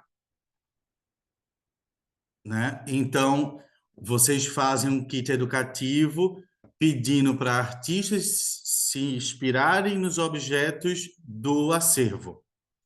Aí eu quero saber se o kit é uma política de reparação que estaciona a reflexão do MAI com o seu acervo e a reparação, a restituição, é compensatório ou também se discute as duas coisas? Legal, né? Acho que eu não tinha pensado nessa perspectiva. Acho que depois até seria legal ouvir a Liliane, assim, sobre essa temática, né? Porque é isso, como eu estou aqui dentro, né? Então também tenho muito um olhar de dentro da instituição. Bom, o nosso acervo, ele foi constituído, né? Então, boa parte da sua formação se deu, né, por um pesquisador que nós tivemos aqui, que é o Mariano Carneiro da Cunha, né, que foi um antropólogo importante, ele que cria a área de etnologia africana no MAI, lá nos anos 70, né, no antigo MAI. Ele foi dar aula, ele deu aula na Nigéria, por alguns anos, e com isso ele foi constituindo parte dessas coleções, né? Ele, inclusive, que foi a pessoa responsável por trazer né, por fazer a ponte, né, com a chegada do Kabengele Munanga, né, para vir trabalhar aqui na USP. Então, teve esse é o principal fundo de formação da coleção aqui africana. Acho que quem tiver interesse, vale a pena ler o texto da Carla que está na publicação. Ela fala rapidamente de como essa coleção ela é formada, mas também tem outras frentes, né, da origem desses objetos. Inclusive, hoje tem pesquisadores tentando entender algumas coleções que estão relacionadas, inclusive, a processos de apreensão pela polícia, né? Então, no começo aí do século XX, isso era muito comum. Então, a polícia ela fazia batida policial nos terreiros e ela apreendia esses objetos de culto, né? Então, lá no caso do Rio de Janeiro, a gente tem aquele trabalho do Nosso Sagrado, né? Que tem um documentário que é incrível, né? Então, todo esse movimento do povo de santo, né? Para tirar uma coleção que estava sobre a posse, da polícia, né? E aí eles fizeram toda uma campanha durante vários anos e esses objetos, então, foram destinados ao Museu da República, né? Então, também tem algumas peças que alguns pesquisadores estão tentando entender essa origem. Então, eu acho que, em certa medida, sim, né? Não deixa de ser um movimento de reparação. Acho que, para além da reparação, o movimento de democratização dos acervos e das coleções, né? E eu converso muito isso com as colegas da área de conservação, né, que é uma ciência importantíssima, mas de fato a gente tem que se perguntar quem tem o direito ao toque, né, dos acervos, né? Quem são as pessoas que pode manusear, que pode ali mexer, que pode, enfim, tocar essas peças? É uma parcela muito pequena. Então, esses projetos, eles acessibilizam, né, de uma forma geral, as materialidades e o que isso acarreta, né? Uma coisa é você ver só com os olhos, outra coisa é você tocar, sentir, né? Ver a temperatura, o peso tudo isso que vai implicar, assim. Mas acho que seria legal também ouvir a Liliane, né, que tem esse olhar, né, fora do MAI, né, que eu posso estar sendo muito pró-MAI, né, muito pró-museu, assim. Aham. Eu entendo que a questão das reparações ela tem muitas camadas. Então, o que o Mai fez com o kit, o Maurício pôde contextualizar para a gente conhecer a- como surgiu esse kit, né? Então, assim, o que mais o Mai pode fazer numa perspectiva de reparação, né? Acho que sim, tem essa discussão a ser feita. É, pensando em termos de ações afirmativas dentro da equipe do MAI, isso seria interessante? entendo que pode ser. Por exemplo, ele citou a Paty Marinho, arqueóloga da Rede Negrarqueu, acho que se chama de arqueólogos negros, né? Acho que é assim que se chama a rede que ela faz parte. Mas a Paty, ela não está funcionária do MAI e eu não conheço se o MAI tem arqueólogos negros na sua equipe, né? Acho que não. Então, o Maurício confirmou que não. Então, o que eu penso é que, por exemplo, essa é uma frente. Então, a temática Museu de Arqueologia e Etnologia da USP.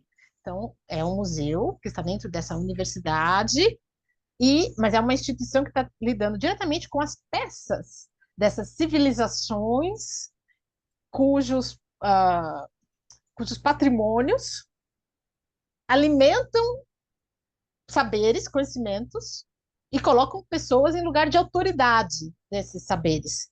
Só que as autoridades reais desses saberes estão ali junto, dentro dessa constituição de autoridades feitas dentro da academia, feita da perspectiva acadêmica euro-ocidental, né? Então, acho que tem sim uma discussão sobre reparação que pode ser provocada agora em muitas medidas, né, aqui para o MAI. Mas quando eu falei de ações afirmativas, era um ponto, mas também pensando mesmo agora com os projetos colaborativos, não é? Então, quando o Iso Tumbanci é um terreiro que, como a gente viu nas imagens que eu projetei, exibi, né, que a gente projetou, o Danilo projetou para mim ali, as peças do museu, desculpe, as peças do Iso Tumbanci, elas prescindem de um tratamento para que a gente possa melhor acondicioná-las e saber mais sobre como conservá-las. Essa troca de informações entre quem tem os saberes museais, né, e nós que precisamos saber mais sobre preservação do nosso acervo, ela pode vir a ser uma política de reparação, parte de uma política de reparação. Então, as instituições envolvidas nos projetos colaborativos, elas podem, a partir daqui, ampliar diálogos, né? Então, quando eu falo isso porque lá nos bastidores eu já olhei, talvez para o Maurício, e falei, olha, Maurício, a gente quer catalogar as nossas peças, eu acho que agora os conhecimentos que a gente, né, pode trocar para isso vai ser muito importante. Então, eu fiz essa fala, eu posso fazer essa conversa com o Maurício, mas o Maurício é essa pessoa que eu tenho acesso, que eu conheço e que a gente está parceiros aqui, mas institucionalmente, será que a gente consegue realizar isso institucionalmente, com o apoio do MAI, vindo de outra forma, a gente escrever um edital juntos, que aí possibilite isso? Então, isso pode ser um interesse de políticas de reparação que o MAI entenda que faz sentido para ele. Então, eu estou entendendo por aqui, fazendo a minha perspectiva, mas porque ouvindo o Danilo falar, eu percebi, bom, eu ainda não havia escutado a palavra, o termo reparação ou política de reparação em todos os eventos em que as pessoas do mais estiveram falando, outras pessoas, né, que não só o Maurício que está aqui representando a instituição. Então, me fez um questionamento agora que pareceu que eu poderia, então, trazer a minha perspectiva, que também não é de quem estuda o tema, né, reparações. Mas a gente vê movimentos muito importantes acontecendo, e eu acho que faz sentido agora provocar a instituição, porque me pareceu que o diretor, o vice-diretor da instituição, do MAI, agora estão abertos, mais abertos a esses temas. Então, é um espaço que a gente pode ter, e acho que a sociedade civil, e aí que eu me coloco, vou estar ali pleiteando esse espaço de diálogo com a instituição também, né, para além desse momento de conversa aqui entre a gente. Então, era um pensamento que eu já trazia. Agora, em paralelo a isso, aqui fica o nosso convite, né, para que as pessoas, por exemplo, a gente trouxe o mapa das populações quilombolas no kit, né? Foi pensado, foi trazido. Então, onde estão as pessoas quilombolas, né, que podem falar mais, além das peças que já foram feitas por pessoas quilombolas, algumas, né, que estão no kit, que tem essa agência, né? Então, é nesse tipo de reparação que eu acho que a gente pode pensar daqui para frente, em abrir canais de diálogo entre os órgãos, organismos. Então, a gente que representa sociedade civil e afins. Aí eu queria aproveitar o gancho para falar que a Secretaria Municipal de Educação, dessas pessoas que Maurício citou, que são as pessoas parceiras do projeto, tem também aqui, né, no kit, no documentário Exu na frente e na publicação do kit, a apresentação feita pela Eva Santos, né, que está na gestão atual da Secretaria Municipal de Educação, e que aí ela faz um apanhado no texto dela, na fala dela, que tem muita relação com o que o Grupo Educar tem discutido, pelo menos nesse evento, porque eu tive a possibilidade de ver um dia do evento, não pude ver ainda as suas gravações, então eu deixo aqui também essa recomendação para que o texto da Eva Santos seja acessado, por quem tiver interesse em saber como pessoas ativistas, educadores ativistas negros, ou seja, estão protagonizando a mudança na educação das relações étnico-raciais na política pública do município de São Paulo. Então, eu deixo aqui esse convite, que o material do kit está excelente nesse sentido, né? Então, a gente também tem que se orgulhar disso que está no kit, que já é um passo importante para caminhos de reparação, por reparação. Olha, não quero atrasar vocês. Posso falar só mais uma coisa? A Aline, parabenizar. Eu queria saber, rápido, ainda rola essas Olimpíadas de Mancala? Ok. Porque Então, quando eu vi, eu lembrei da Olimpíada Brasileira de Matemática, blá, blá, blá, blá, né? E é mais ou menos o mesmo formato. mas é no município de São Paulo, né? Exclusivamente. Então, é uma política pública só do município de São Paulo. Nesse sentido, é o festival, a gente chama de festival porque o caráter dessas partidas não é o da competição, né? Não é o da meritocracia, o de ganhar ou perder, mas sim, o Festival de Mancala Oilê acontece anualmente no município de São Paulo. Então, acontece festivais regionais, que as 13 diretorias regionais de ensino fazem o seu festival, e aquelas pessoas que têm participado mais dos projetos que acontecem ali vão para o festival municipal. E que é um dia que também acontece, é um festival que reúne as africanidades. Ele tem apresentações culturais, que prioritariamente feita por pessoas que estão nas escolas, é, fazendo projetos culturais, também de música, dança, teatro negro. Então, isso é bem interessante também no festival. E, assim, a população migrante de São Paulo, a população migrante de africanos, ainda não foi incluída no festival, mas o NEER, pelo trabalho da Eva Santos, certamente está buscando, e o COCEL, a Coordenadoria do CES, juntos realizam o programa Jogos de Tabuleiro, estão buscando essa participação, né, da população de imigrantes africanos nesses festivais também. Ok, vou falar só mais uma coisa, vou encerrar, ok? Primeiro, parabenizar a mala, a sacolinha, porque é um terror andar com aquela maleta de madeira por aí, ok? A questão do processo, pelo que eu vi, vai ser mais ou menos o mesmo processo, formação de professores para poder pegar a mala, ir para a escola e voltar. Não sei se tem algum relatório final para acreditação, não sei o quê. Uma dica, escutando a Liliane, porque quem deve dar essa formação é o Maurício. E por que o Maurício não chama a galera quilombola do Brasil todinho da formação para eles darem formação para os professores? Fala para mim.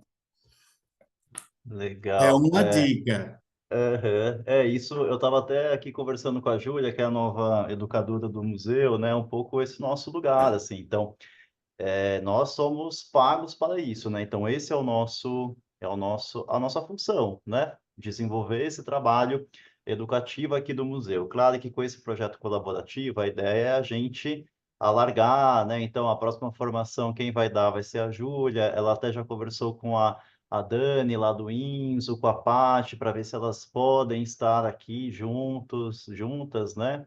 Na formação trocando. Mas eu acho que vai muito também nessa fala da Liliane, né? Quando eu fiz, eu falei, Liliane, fala também sobre reparação, né? A partir da sua perspectiva, que é muito importante, né? Então, a USP, ela é um espaço embranquecido, né? Na sua totalidade, assim.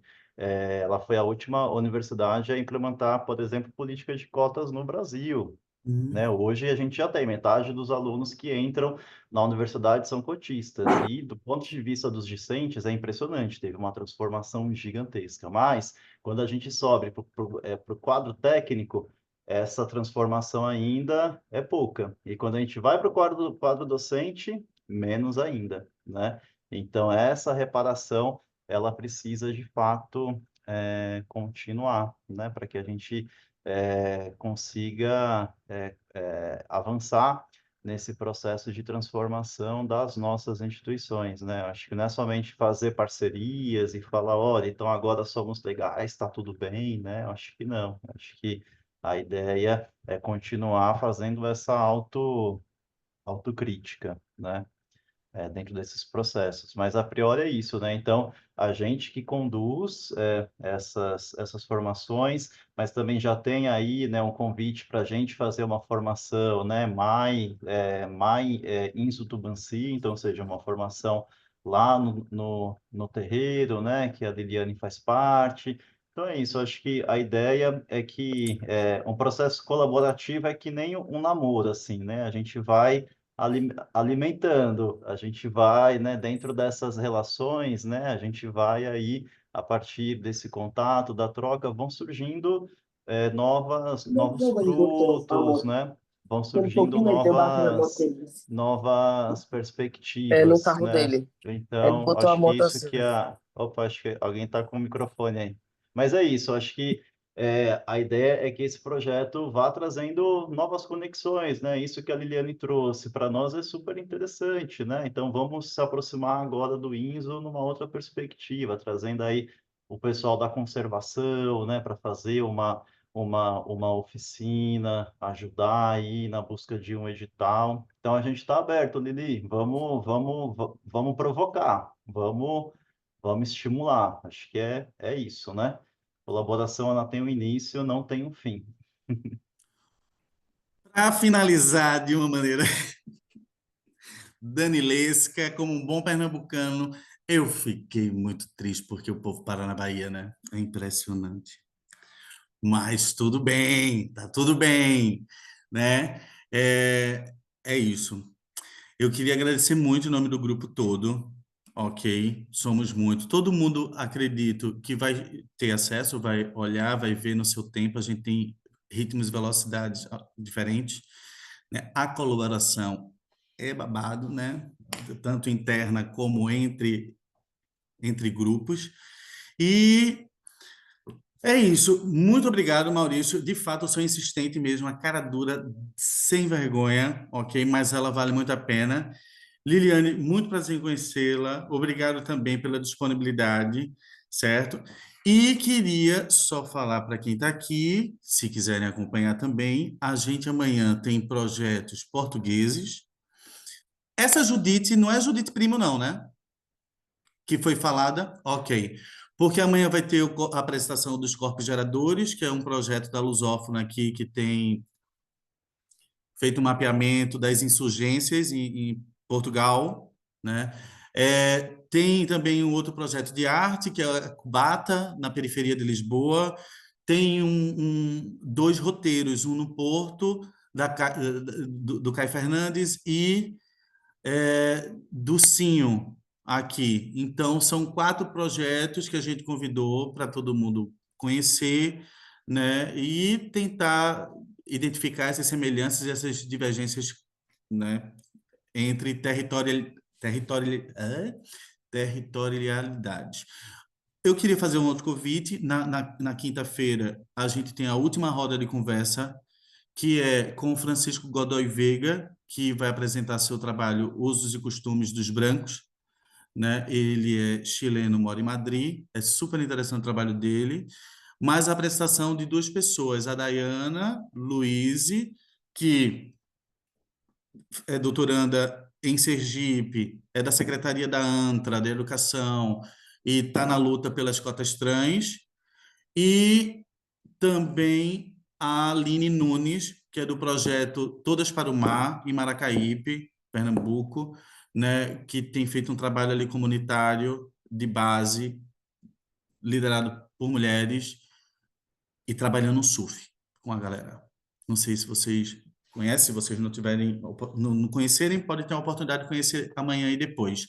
E semana que vem só é para relaxar, Cineclube na segunda, um sarau direto do Agreste na quarta e uma pororoca artística de Bebericos na sexta-feira.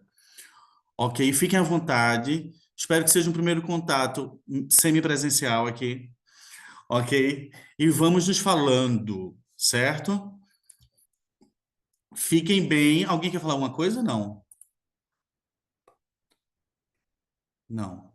É Eu só isso? deixei aqui. Eu só deixei aqui o Insta, o arroba do Insta Tumacê, para gente que quiser seguir, tá em contato. A gente só tem uma pessoa